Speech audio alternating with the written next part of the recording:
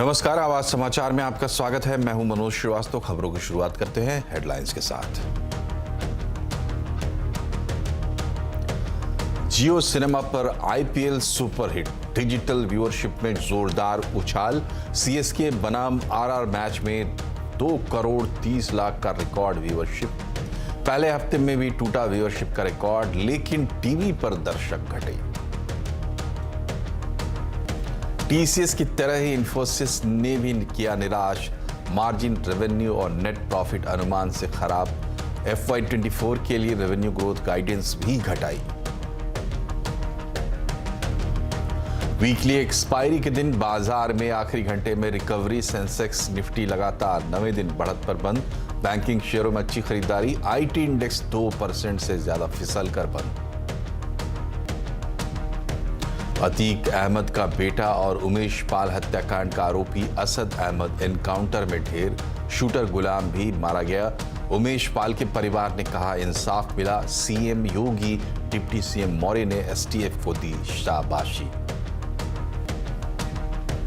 विपक्षी नेताओं को जोड़ने की मुहिम पर नीतीश। दिल्ली में लेफ्ट नेता सीताराम येचुरी और डी राजा से की मुलाकात।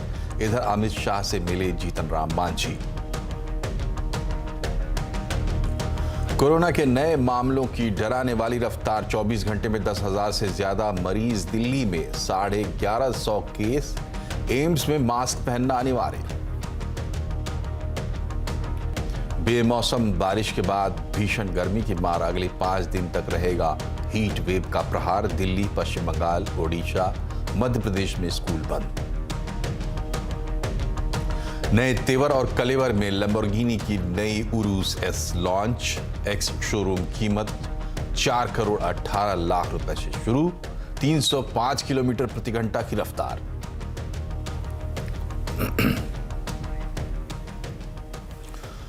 उमेश पाल हत्याकांड का आरोपी अतीक अहमद के बेटे असद अहमद और शूटर गुलाम को यूपी एसटीएफ ने एनकाउंटर में मार गिराया। उमेश पाल हत्याकांड के बाद से दोनों फरार चल रहे थे।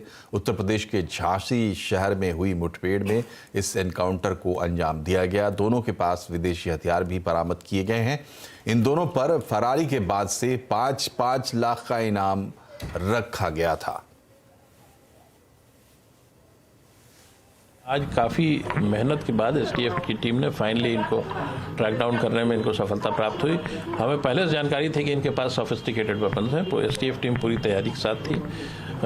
और झांसी में आज जो मुठभेड़ हुई है इसमें असद और गुलाम, जो इस घटना के प्रमुख शूटर्स थे, वो मारे गए हैं। इस घटना को पूरे देश ने लगभग लाइव देखा था, क्योंकि सीसीटीवी फुटेजेस उपलब्ध थे। और किस तरह से इस पूरे गैंग ने कार्रवाई की थी। ऐसे व्यक्ति को जो उनके खिलाफ गवाह था और उसको पुलिस की सिक्योरिटी प्राप्त थी, 2 गनर्स थे, उसको तथा उसके दोनों गनर्स को मार दिया था। ऐसे व्यक्ति को पकड़ना बहुत आसान नहीं था, लेकिन फाइनली आज ट्रैक डाउन करके इनके साथ जो इनकाउंटर हुआ उसमें ये दोनों मारे गए। एनकाउंटर पर उत्तर प्रदेश पुलिस ने प्रेस कॉन्फ्रेंस कर घटना की विस्तार से जानकारी दी है। सरकार शुरू से ही जीरो टॉलरेंस की नीति ऐसे माफियाओं और दुर्दांत अपराधियों के प्रति एक विशेष अभियान छेड़ रखा है। सूचना के आधार पर जब कुछ लोगों को इंटरसेप्ट किया गया तो उस दौरान दोनों तरफ से गोलियां चली और उस पुलिस ऑपरेशन में अभियुक्त मुठभेड़ में घायल हुए तथा बाद में उनकी मृत्यु हो गई। यूपी एसटीएफ और पुलिस की कार्रवाई की तारीफ सीएम योगी और डिप्टी सीएम केशव प्रसाद मौर्य ने की है। केशव प्रसाद मौर्य ने इसे ऐतिहासिक बताया है और कहा है कि यह अब साफ हो गया है कि यूपी में अपराधियों का युग समाप्त हो गया है। कि इस प्रकार का अपराध करने वाले को यह आज संदेश गया है कि ये नए भारत का नया उत्तर प्रदेश है। अगर यहाँ अपराध करोगे तो कोई बचा नहीं पाएगा, सजा भुगतनी पड़ेगी। और वह सजा 2 ही रास्ते होते हैं, या तो वह कोर्ट में सरेंडर करते, पुलिस पैरवी के आधार पर उनको फांसी के फंदे तक पहुंचाने का काम होता, अन्यथा पुलिस जब पकड़ने जाएगी और पुलिस पर गोली चलाएंगे तो पुलिस ने जवाबी कार्रवाई की है। आज वह दोनों हत्यारे मुठभेड़ में ढेर हुए। मुख्तार अंसारी भी डरा हुआ है, क्या कहेंगे? देखिए, जो अपराध करे उसे डरना चाहिए, लेकिन जो जेल में है वो कोर्ट में जाएगा। जो कोर्ट में जाएगा, कोर्ट जो सजा सुनाएगी उसके हिसाब से उसको सजा दिलाने का काम किया जाएगा। लेकिन अपराध करने वाले अब ये समझ लें कि अपराधियों का संरक्षण करने वाली समाजवादी पार्टी की सरकार अब उत्तर प्रदेश में नहीं है, भारतीय जनता पार्टी की योगी आदित्यनाथ जी के नेतृत्व वाली सरकार। इधर एनकाउंटर पर सियासत भी शुरू हो गई। समाजवादी पार्टी के नेता अखिलेश यादव ने कहा है कि झूठे एनकाउंटर करके भाजपा सरकार सच्चे मुद्दों से ध्यान भटकाना चाह रही है। भाजपाई कोर्ट में विश्वास नहीं करते हैं। आज के व हालिया एनकाउंटरों की भी गहन जांच पड़ताल हो व दोषियों को छोड़ा न जाए। सही गलत के फैसले का अधिकार सत्ता का नहीं होता है।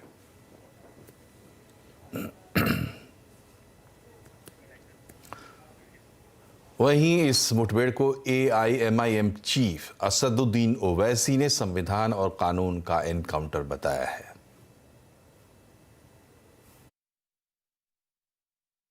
ये कानून की धज्जियां उड़ रही एनकाउंटर नहीं, तुम कॉन्स्टिट्यूशन का एनकाउंटर करना चाहते हो।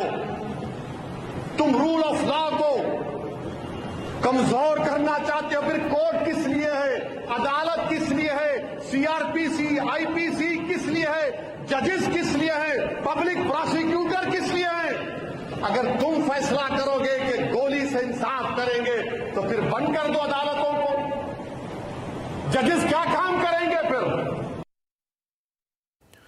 और इस सब के बीच असद के एनकाउंटर को उमेश पाल के परिवार ने इंसाफ बताया है। उनकी मां और पत्नी ने कहा है कि उन्हें CM योगी पर पूरा भरोसा था और जो हुआ है बहुत अच्छा हुआ है। तो मैं माननीय मुख्यमंत्री जी को धन्यवाद देती हूँ जो उन्होंने आज इतना बड़ा फैसला को अंजाम दिया। उन्होंने जो किया है बहुत अच्छा किया है। उन्होंने अपनी बेटी का सुहाग के कातिलों को सजा दिलाई। मैं उनका बार बार आभार व्यक्त करूंगी कि वो पिता समान सब है। उन्होंने जो किया बहुत अच्छा किया है।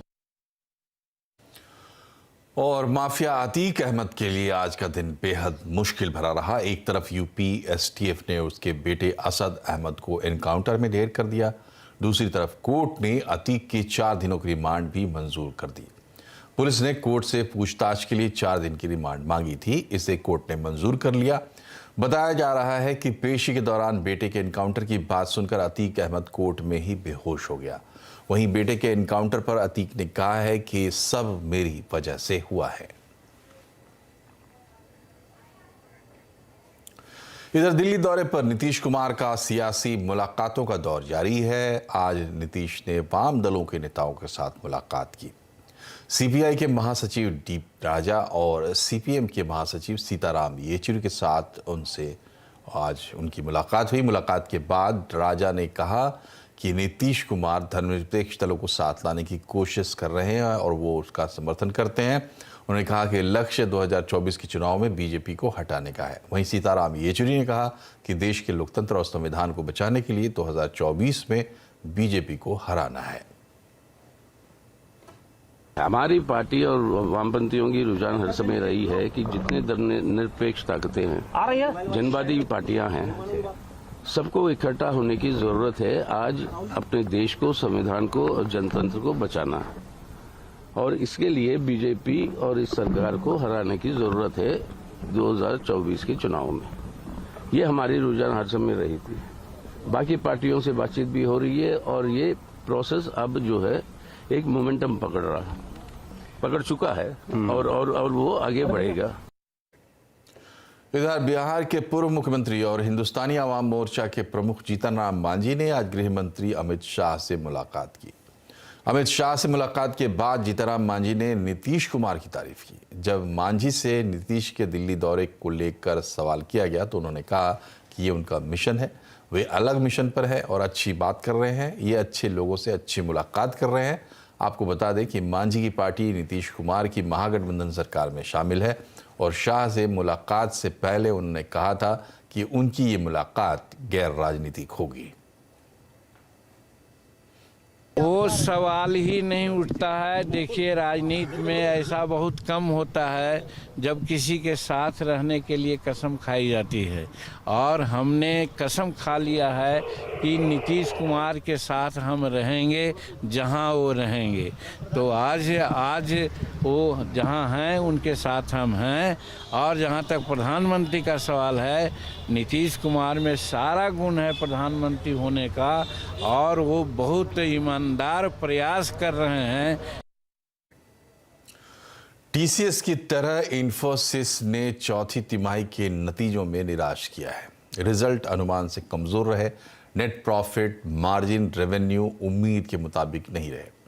इस तिमाही में कंपनी का नेट प्रॉफिट 6,128 करोड़ रुपए का रहा। रेवेन्यू 37,441 करोड़ रुपए।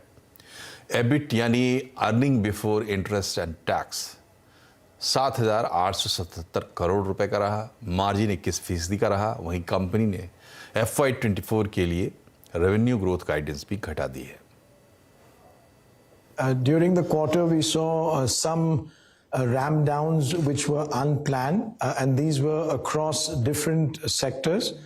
We saw some in telco, we saw some in high tech, some in retail, and within financial services, it was on mortgages that we've talked about in the past, in asset management and investment banking. So those were the areas in which we saw things which were unplanned. In addition to that, we saw some one-time impact in the quarter. TCS के Q4 नतीजे अनुमान से कमजोर रहे हैं। Margin और आय दोनों अनुमान से कम आए हैं। कंपनी की कमेंट्री भी खराब रही है। कंपनी ने साफ कहा है कि उसे आगे की पिक्चर साफ नहीं दिख रही। कंपनी के CFO समीर सेक्सरिया ने CNBC आवाज से एक्सक्लूसिव बातचीत में कहा कि बैंकिंग संकट के चलते वो ब्रिटेन से ज्यादा अमेरिका पर सतर्क हैं।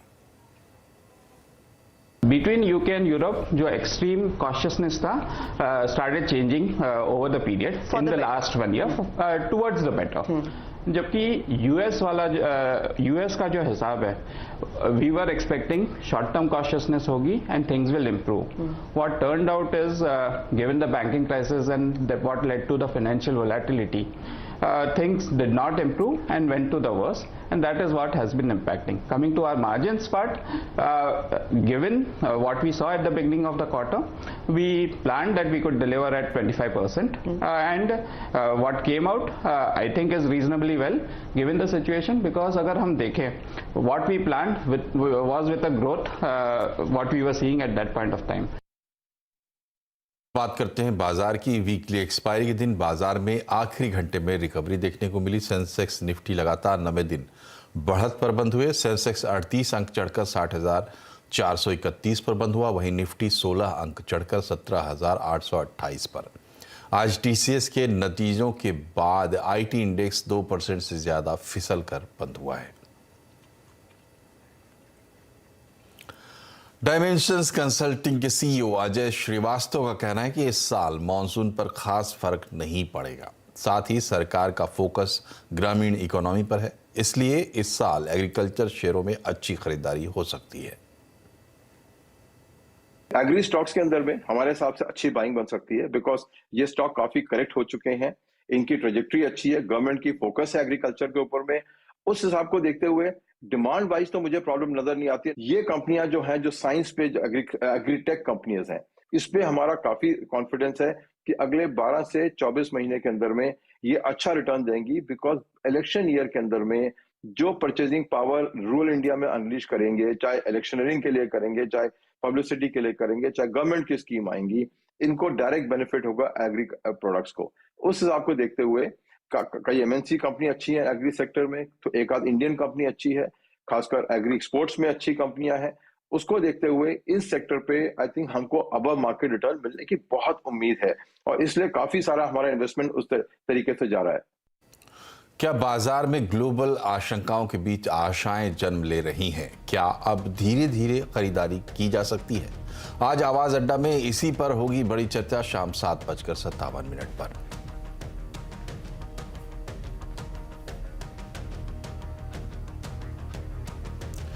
लैम्बोर्गिनी ने आज भारत में अपनी नई कार उरूस एस को लॉन्च कर दिया है। उरूस एस परफॉर्मेंस स्पोर्ट SUV है। लैम्बोर्गिनी ने उरूस परफॉर्मेंस वेरिएंट के बाद ये दूसरा वेरिएंट लैम्बोर्गिनी उरूस एस लॉन्च किया है। उरूस एस 305 किलोमीटर प्रति घंटे की रफ्तार से चलने वाली स्पोर्ट एसयूवी है। इसकी कीमत 4 करोड़ 18 लाख रुपए तय की गई है और डिटेल बता रहे हैं कुमार संजय। लैम्बोर्गिनी इंडिया ने अपनी परफॉर्मेंस स्पोर्ट्स एसयूवी उरूस एस लॉन्च कर दी है और इस गाड़ी की कीमत है 4 करोड़ 18 लाख रुपया। खासियत क्या है? खासियत है इसकी पावर, परफॉर्मेंस और एक प्रैक्टिकल स्पोर्ट्स एसयूवी है। इंजन की बात करें तो इसमें 4 लीटर का V8 इंजन है जिसका पावर आउटपुट है 666 bhp है। जी हाँ, और ये 3.5 सेकंड में 100 किलोमीटर स्पीड छू लेती है और इसमें आराम से 4 लोग बैठकर सफर कर सकते हैं और जो इसकी टॉप स्पीड है वो है 305 किलोमीटर। जी हाँ, और स्पोर्ट्स एसयूवी होने के बावजूद भी जो इसमें बूट स्पेस है काफ़ी ज़्यादा, 600 से कहीं ज़्यादा, और जो इसका ग्राउंड क्लियरेंस है मत पूछिए, क्योंकि जो इसका जो टायर का साइज है जो बेस मॉडल में मिलता है वो है 21 इंच। आप इससे 23 इंच तक करके जा सकते हैं। फिलहाल पिछले साल कंपनी लैम्बोर्गिनी इंडिया उरूस की 92 यूनिट बेची थी और इस साल कंपनी का कहना है कि वो ट्रिपल डिजिट में बेचेगी। ब्रेक के बाद एक बार फिर से आपका स्वागत है आवाज समाचार में। जियो सिनेमा पर आईपीएल टेलीकास्ट को लेकर रिकॉर्ड पर रिकॉर्ड बन रहे हैं। बुधवार को चेन्नई सुपर किंग और राजस्थान रॉयल्स के बीच हुए मैच के दौरान 2 करोड़ 30 लाख कॉन्करेंट व्यूअरशिप ने डिजिटल के पिछले सारे रिकॉर्ड तोड़ दिए हैं। ऐसे में आईपीएल का डिजिटल टेलीकास्ट जहां नए रिकॉर्ड बना रहा है, वहीं टीवी टेलीकास्ट अपनी चमक खोता जा रहा है। इस साल अब तक टीवी पर जो दर्शक जुड़े हैं वो पिछले 6 सीजन में दूसरा सबसे कम नंबर है और यही कारण है कि एडवर्टाइजर्स का भी टीवी से मोह भंग हो रहा है। पिछले सीजन के मुकाबले इस साल टीवी पर एडवर्टाइजर्स की संख्या 40% गिर गई है। तो कैसे हो रहा है ये बदलाव और क्या है इसके पीछे कारण? इस पर हमारे सहयोगी विपिन भट्ट ने बात की वाइकम 18 स्पोर्ट्स के सीईओ अनिल जयराज से। तो जियो सिनेमा पर धमाकेदार आईपीएल के इनॉग्रल वीक के बाद एक पर एक रिकॉर्ड्स बनते हुए नजर आ रहे हैं और ताजा रिकॉर्ड है Chennai super king versus Rajasthan royal का वो मैच जहां पर 2.3 CR का कॉन्करेंट व्यूअरशिप नंबर जनरेट हुआ। ये क्या बताता है? ये बताता है कि टीवी पर क्रिकेट देखने से अब डिजिटल पर क्रिकेट देखना ज्यादा एंटरटेनिंग हो रहा है और यही एक बड़ा शिफ्ट हम देख रहे हैं और रोज नए रिकॉर्ड सुनने को मिल रहे हैं। हालांकि इसमें जियो सिनेमा को भी श्रेय देना होगा जिसने डिजिटल पर क्रिकेट को देखने का जो एक्सपीरियंस है उसको पूरी तरीके से बदल कर रख दिया है और यही कारण है कि टीवी के दर्शक घट रहे हैं और डिजिटल पर दर्शक बढ़ रहे हैं और यही हो रहा है जहां पर एडवर्टाइजर्स अब टीवी से डिजिटल की तरफ मूव कर रहे हैं। तो जो पूरा चेंज है, ये जो पूरा शिफ्ट है, बड़ा इंटरेस्टिंग है और इस पर थोड़ी और बातचीत हम करेंगे। हमारे साथ है वाइकॉम 18 स्पोर्ट्स के सीईओ अनिल जयराज साहब, जिनसे ये सारी बातचीत हम करेंगे। सर, सबसे पहले तो बहुत बधाइयां आपको कि आपका ये पहला सीजन है जियो सिनेमा पर आईपीएल का और यहां पर रिकॉर्ड ब्रेकिंग शुरुआत हुई है और न सिर्फ शुरुआत हुई है बल्कि हर दिन नए रिकॉर्ड्स बन रहे हैं। तो यहां एक सवाल मन में आता है और वो ये है कि ऐसा नहीं कि डिजिटल प्रसारण पहले नहीं हो रहा था या एप्स पे पहले क्रिकेट या आईपीएल का प्रसारण नहीं था, लेकिन जियो सिनेमा के बाद ऐसा क्या हुआ है कि रोज नए रिकॉर्ड्स आ रहे हैं? धन्यवाद Vipin ji, thank you for having me here. ऐसा है कि पिछले कुछ सालों में जो डिजिटल स्ट्रीमिंग था वो पेवॉल के पीछे था, यानी आपको पैसे देने पड़ते थे और SVOD मॉडल जो है, मतलब सब्सक्राइबर बेस्ड मॉडल था। उसकी वजह से आईपीएल की रीच डिजिटल पे बहुत बहुत कम हो गई थी।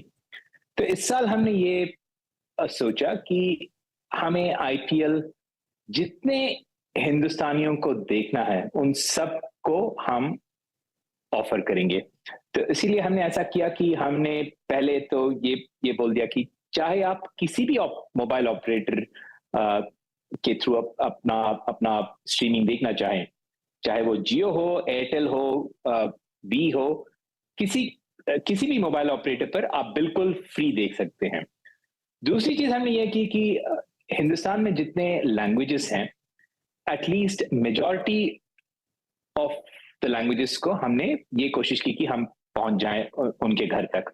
उसके लिए हमने 12 लैंग्वेजेस चूज किए और उनमें से कई ऐसे लैंग्वेजेस हैं जो पहली बार क्रिकेट का प्रसारण कर रहे हैं, जैसे पंजाबी हुआ, भोजपुरी, गुजराती, उड़िया। ये मतलब जो साउथ इंडियन लैंग्वेजेस तो हैं ही हैं, बट उनके अलावा ये बिल्कुल ही अलग नए किस्म के लैंग्वेजेस हैं जिसपे क्रिकेट कमेंट्री हुई नहीं है। और उसके अलावा हमने और भी ऐसी चीजें की, जैसे 4K ट्रांसमिशन, जो किसी ने कभी टीवी पर नहीं देखा, वो सिर्फ डिजिटल पे देख सकते हैं। मल्टी कैम, यानी कि आप अपने चॉइस का कैमरे से आप ग्राउंड को देख सकते हैं। तो ऐसी कई चीजें की जिसकी वजह से हमारे व्यूअरशिप में काफी इंक्रीज हुआ और उसकी वजह से ये कल का रिकॉर्ड हुआ। ऑफ कोर्स ये सब तो हमने किया, पर मोर इम्पोर्टेंटली ग्राउंड पे जो चेन्नई सुपर किंग्स और राजस्थान रॉयल की टीम ने किया, उसकी वजह से ये कॉन्करेंसी आई है। बिल्कुल। तो अनिल जी, एक तो ये हुआ कि आपने बताया कि एक नया तरीका लेकर आप आए दर्शकों को एंगेज करने का, और जियो सिनेमा ने उनको क्रिकेट देखने का एक नया एक्सपीरियंस दिया, जिसकी वजह से ये हमने व्यूअरशिप आते हुए देखी। लेकिन दूसरी तरफ जो टीवी है, जो कन्वेंशनल तरीका था अब तक क्रिकेट को देखने का, वहां पर नंबर डिप हो रहे हैं, वहां पर तेजी से ग्राफ नीचे जा रहा है। उसका क्या रीजन है? मेरे ख्याल से उसके कई रीजंस हैं। पहला मोस्ट इम्पॉर्टेंट ऐसा है कि दुनिया और मोर इम्पोर्टेंटली हिंदुस्तान बिल्कुल डिजिटल हो रहा है।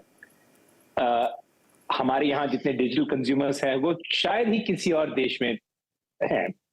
और पिछले 4-5 सालों में अगर आप देखें तो जब से हमारे यहाँ जो बैंडविड्थ के प्राइसेस है या मोबाइल के मंथली बिल्स हैं, वो इतने कम है कि आज सारे देश में हर कोई बिना झिझक के आईपीएल के मैचेस या कोई भी कंटेंट देख सकता है।